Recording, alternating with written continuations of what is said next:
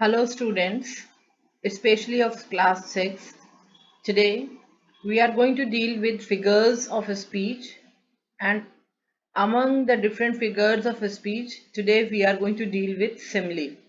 I am Mrs. Huma Siddiqui from Kendriya Vidyalaya Raisen. The learning objectives behind studying simile is to identify and define similes, to identify the use of simile, to differentiate the kind of figures of a speech, to use different kinds of similes in their sentences. Now, before beginning with the discussion on simile, we should throw some light on figures of a speech.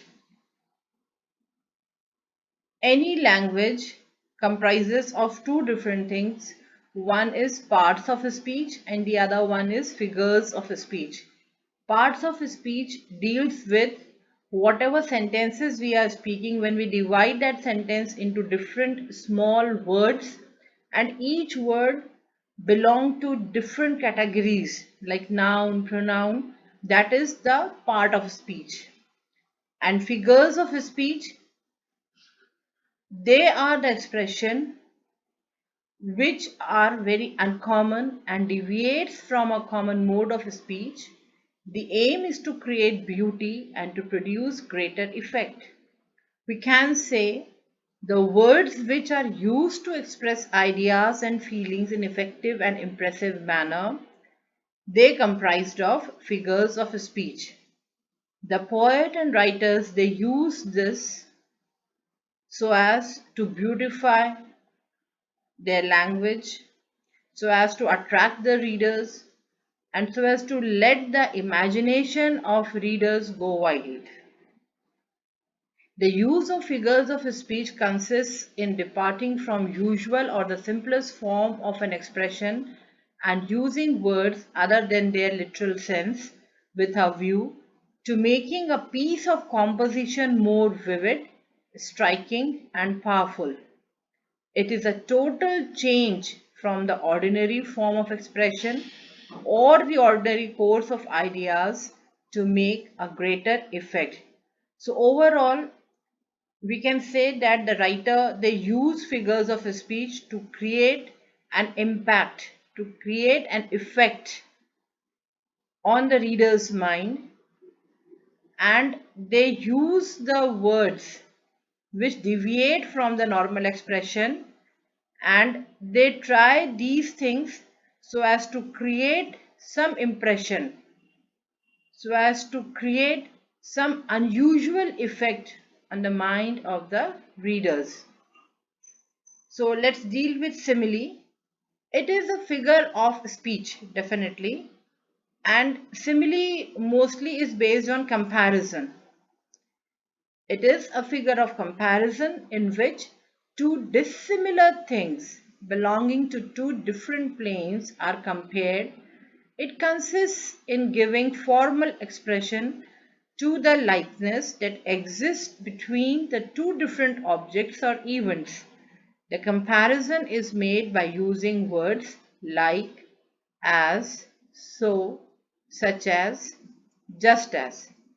So, in a nutshell, simile is a comparison of two unlike things, typically marked by the use of as, like, or so.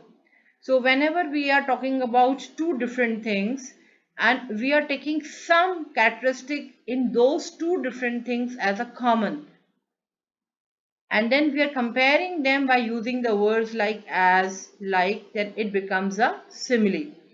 Like suppose if a person is having very dark complexion, so we can say like this, that instead of saying that he's a dark complexion person, we can say he is as black as coal.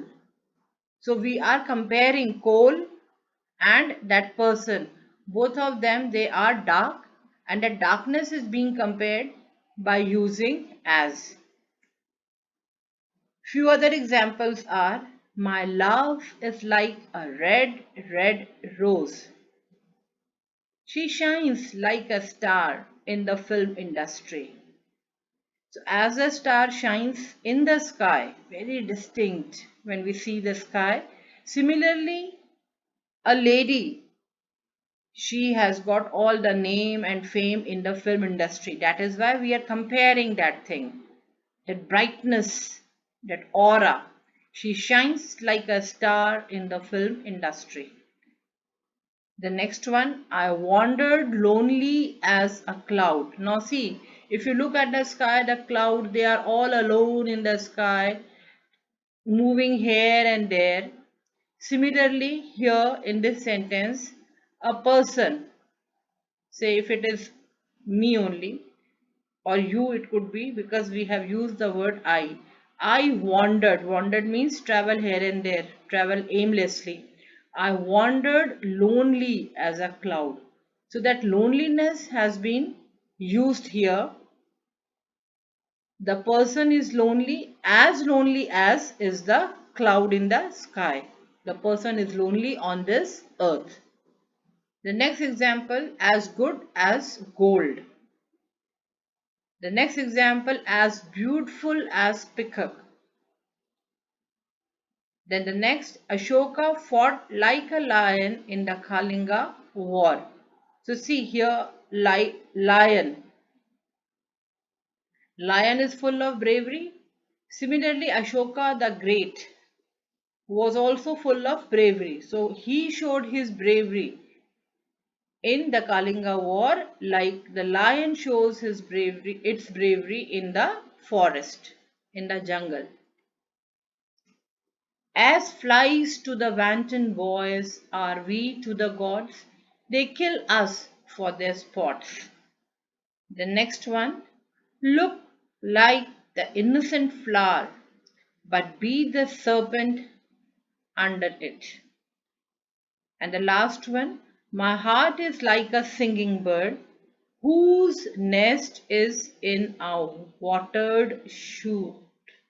So you can see that in all the sentences there one thing is common, either as is used or like is used. So blindly whenever we read sentences and if there is comparison of two things and there is a word like or as used, then we can say that these words are or these things are simile. Now we can have one poem in front of us which is full of simile. The poem's name is Predictable.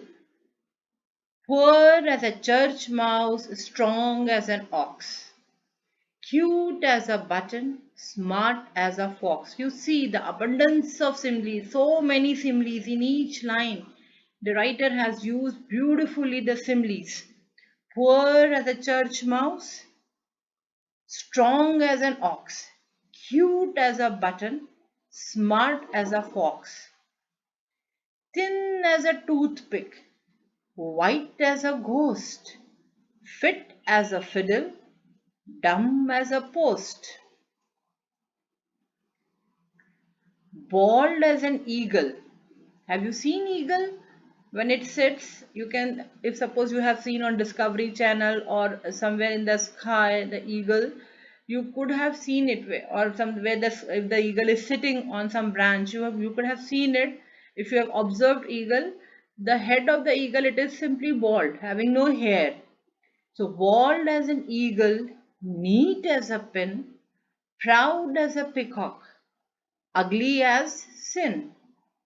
When people are talking, you know what they will say as soon as they start to use a glitch. This poem is written by Bruce Lansky. Now, let us discuss some home assignment. I would request all of you to write the definition of simile. It has come in the earlier slide. Give some examples of simile. Write two sentences by using like. Write two sentences by using as. And write three sentences by using so. Thank you.